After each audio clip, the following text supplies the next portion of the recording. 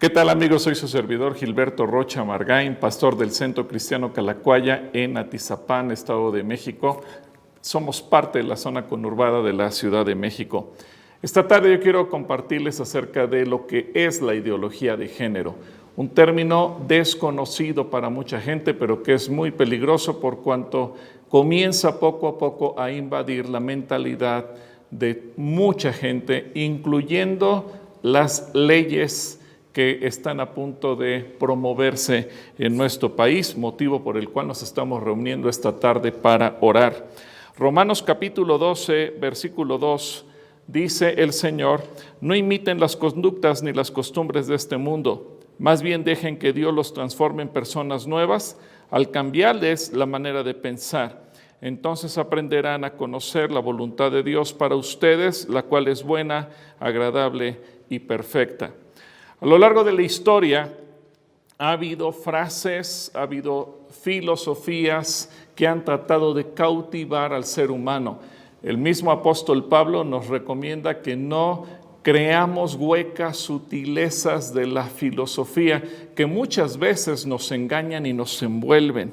Una de esas frases fue la de un filósofo francés, René Descartes, que decía: pienso, luego existo.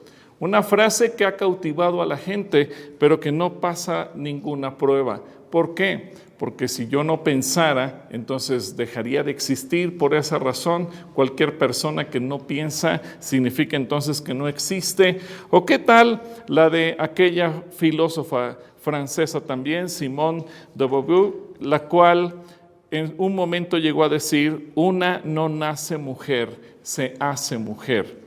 Otra cosa que está fuera de lugar, porque finalmente todos conocemos lo que dice la Escritura, que Dios hizo varón y mujer, y no solamente porque la Biblia lo dice, sino porque por motivos científicos todos sabemos que hay cromosomas. Los que terminan con XY son aquellos que identifican a los varones, los XX son los que identifican a la mujer.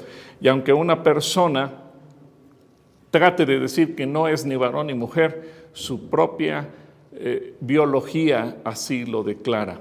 Me llama la atención, por ejemplo, que cuando encuentran los arqueólogos restos humanos de hace cientos de años, pueden identificar si era un hombre o si era una mujer, solo haciendo una pequeña prueba de ADN. Y eso nos muestra que independientemente de cuál haya sido la sociedad o la época en que esa persona vivió, su propio cuerpo así lo delata.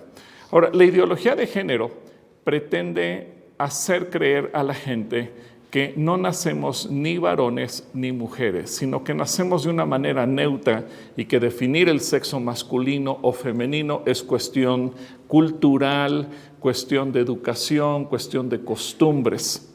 Algo que es completamente absurdo. Nosotros como iglesia estamos dispuestos a recibir y atender a cualquier persona con cualquier tipo de problemática, cualquier tipo de preferencia que pudiera tener, y esto incluye todos los seres humanos del mundo, más allá de los problemas que pueda tener a nivel físico, emocional, espiritual, sexual, etc. Eso es respetable, pero lo que no podemos aceptar es que esas personas intenten imponer un estilo de vida, intenten imponer su forma de pensar y se legisle y que se les dé no solamente los derechos que todos tenemos, sino más allá de esos derechos.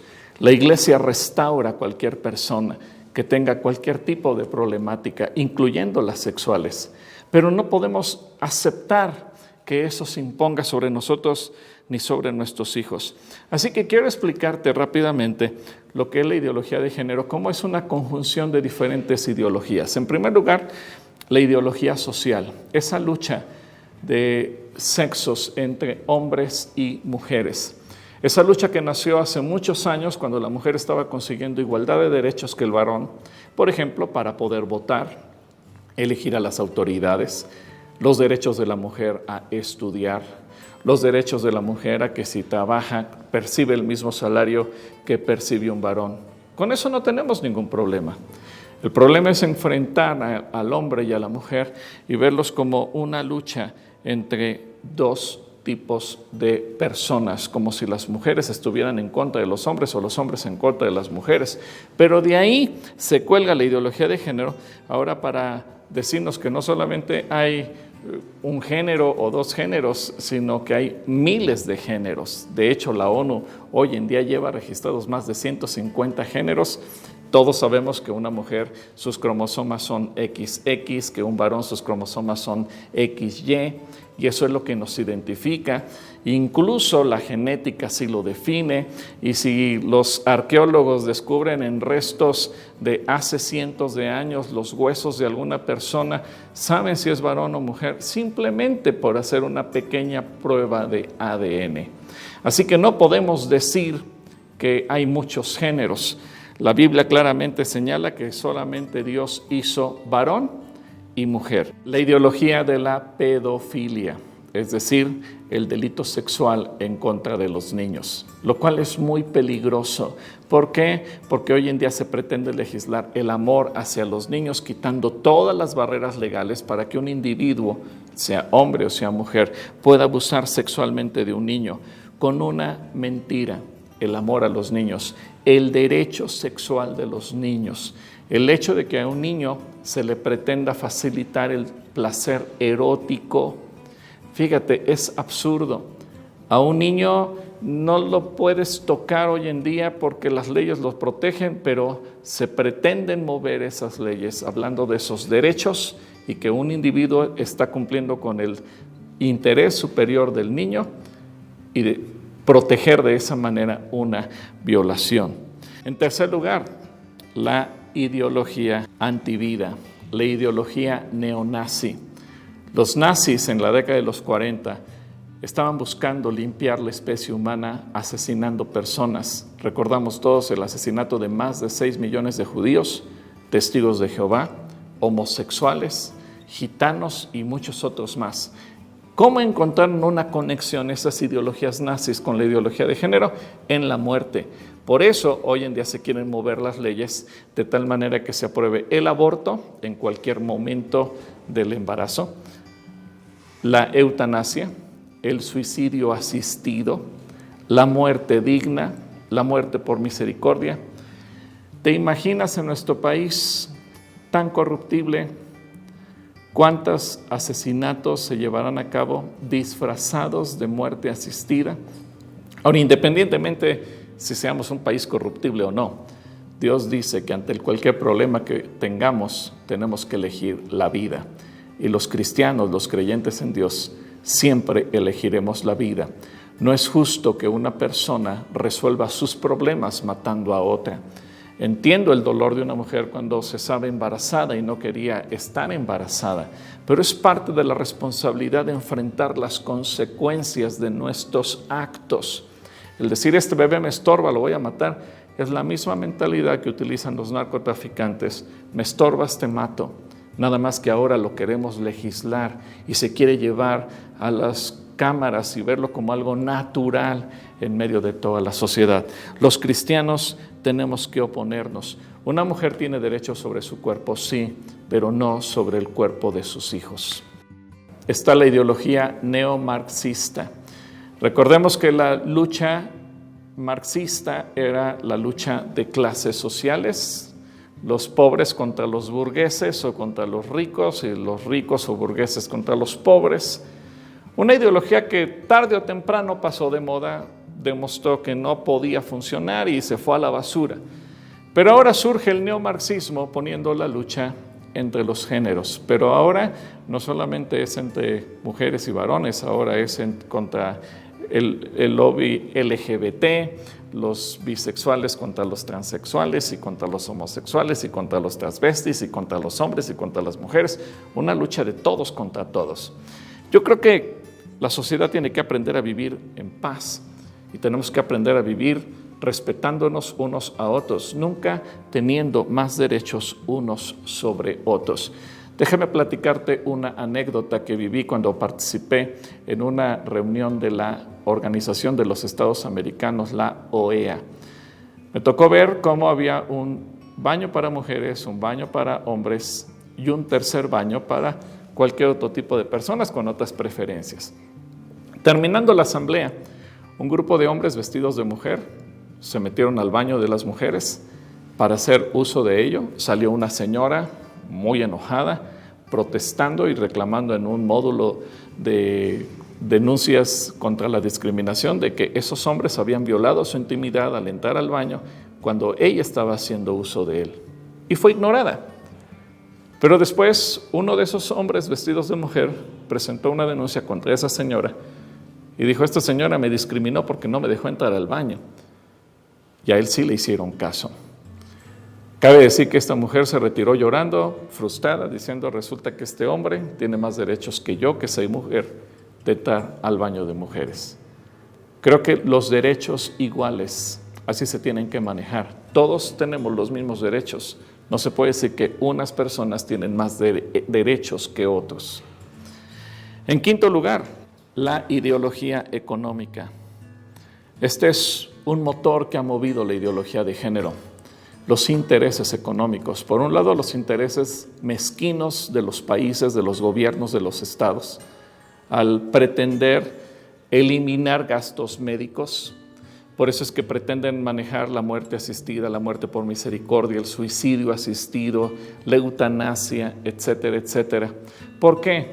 Porque ellos calculan que saldrá más barato matar a una persona, dormirla, como dormimos un perrito, un gatito, cuando el médico veterinario nos dice que ya no hay nada que hacer por esa mascota, que atenderle médicamente. Ellos calculan gastos.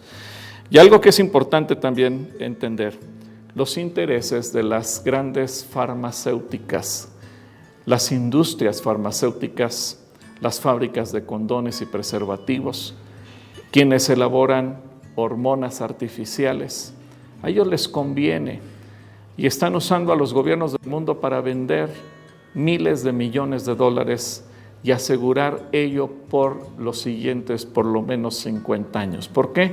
Porque saben que si operan a un niño, a una niña, a un joven y le cambian el sexo, el resto de su vida esa persona necesitará inyectarse hormonas.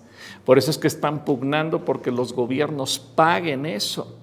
Y es absurdo que en México una persona que enferma de los riñones, del hígado, de cualquier otra cosa, no tiene atención médica porque no hay los medicamentos ni el recurso, el presupuesto para atenderlo, pero sí lo haya para ayudar a una persona a cambiar de sexo. No es justo que una mujer que padece cáncer de mama, por ejemplo, y le retiran uno de sus senos por estética, ella no pueda aspirar a que le pongan un implante porque se considera un lujo, pero un hombre que quiere parecer mujer, con tus impuestos y los míos, se les paguen esas operaciones. ¿Quién está detrás de todo eso? ¿Quién está recibiendo tantas comisiones y utilidades por esos gastos que se generan? Sexto lugar, la ideología que se ha infiltrado en la ciencia. La ideología de género ha manipulado la ciencia. Hay un término científico que es la disforia de género, cuando una persona no se siente identificada con su propio sexo.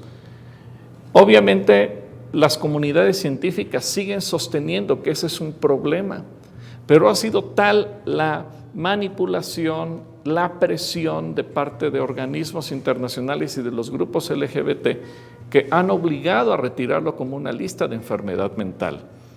No es que deje de ser, es que hay presiones que están obligando a los científicos, pero los propios científicos han coincidido en que es un problema mental, no es una cuestión natural. Y puede ser que alguien se opere y aun cuando llegue a viejo o a vieja, seguirá siendo del sexo y con las características cromosómicas de aquel con el cual nació. Y en séptimo lugar, la ideología política. Ha sido tan brutal el avance de la ideología de género que hoy en día los políticos de prácticamente todas las naciones de América Latina y el mundo entero lo han adoptado como algo propio. Yo no sé si están recibiendo comisiones económicas de parte de las grandes farmacéuticas que están promoviendo todo ello, o si lo hacen por ignorancia, si lo hacen porque no saben de qué se trata o porque no lo entienden. Pero es claro que la Biblia nos enseña que Dios nos creó hombres y mujeres. Al parecer, nadie se ha puesto a calcular las consecuencias a nivel salud que va a traer este tipo de legislación. Cada día dentro de la comunidad LGBT es impresionante el número de personas que se contagian de enfermedades de transmisión sexual. Cada día más de 1 millón de personas contraen una infección de transmisión sexual alrededor del mundo, y un análisis de la Organización Mundial de Salud sobre estos datos muestran que la población LGBT tiene una probabilidad 20 veces más que el resto de la población de adquirir algún tipo de enfermedad.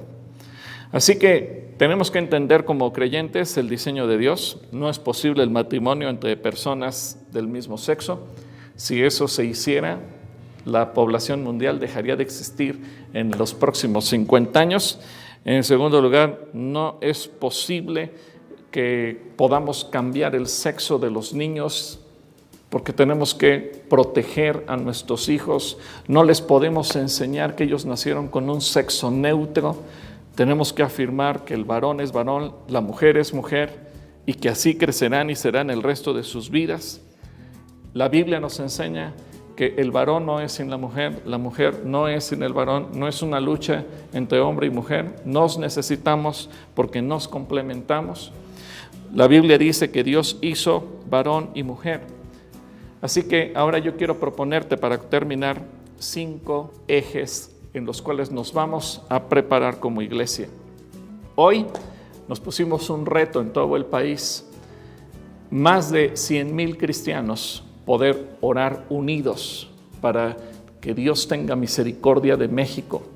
En los primeros días de septiembre solamente se han metido 3 iniciativas que están promoviendo la ideología de género en las cámaras de diputados y de senadores y también la Suprema Corte de Justicia de la Nación. Es importante que nosotros oremos para detener esto, porque nuestra principal batalla es espiritual. La Biblia dice que luchamos contra principados, potestades, huestes espirituales de maldad, gobernadores de las regiones celestes. Nosotros no vemos a los seres humanos como nuestros enemigos, entendemos las entes espirituales contra las cuales luchamos y por eso es que estamos orando. Y nuestra meta es llegar en los próximos meses, en reuniones de oración nacional, a más de 1 millón de cristianos.